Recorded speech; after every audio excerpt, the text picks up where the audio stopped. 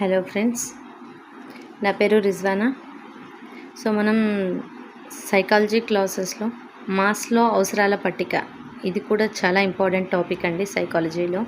So దీని గురించి ఒక చిన్న టాపిక్ చూద్దాం ఇప్పుడు దీని గురించి. సో అబ్రహం మాస్లో అనే పర్సన్ అమెరికాకు చెందిన మానవతావాది అండి. ఇతను ఏం చేశారు అంటే మనకున్న అవసరాలను బట్టి రెండు రకాలుగా వర్గీకరించారు. ఒకటి నిమ్న క్రమ అవసరాలు, రెండు ఉన్నత క్రమ అవసరాలు. అంటే మనిషికి నిమ్న క్రమ అవసరాలు ఉంటాయి, ఉన్నత క్రమ అవసరాలు కూడా ఉంటాయి. అవి ఏంటి అనేది చూస్తే శారీరక అవసరాలు, రక్షణ సంబంధమైన అవసరాలు నిమ్న క్రమ అవసరాలు అని చెప్పారండి.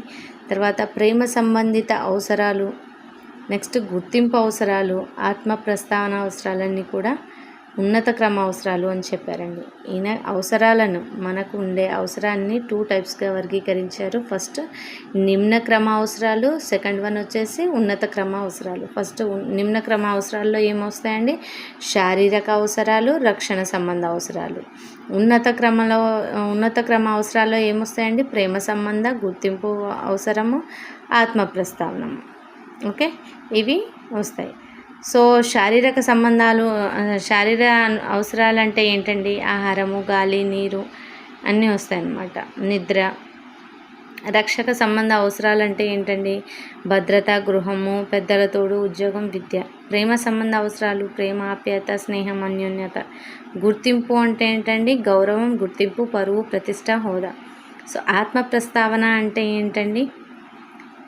నిస్వార్థ సేవ, నీతి నియమాలు, ఆత్మసంతృప్తి, సహజ శ్రేయస్సు.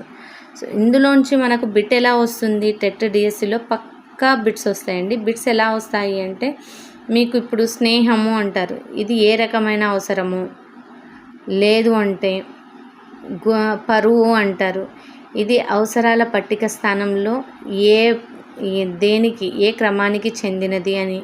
సో ఇలాంటి బిట్స్ అడుగుతారండి. ఒకసారి మీరు చూసుకోండి. Thank you. వీడియో నచ్చితే లైక్ చేయండి.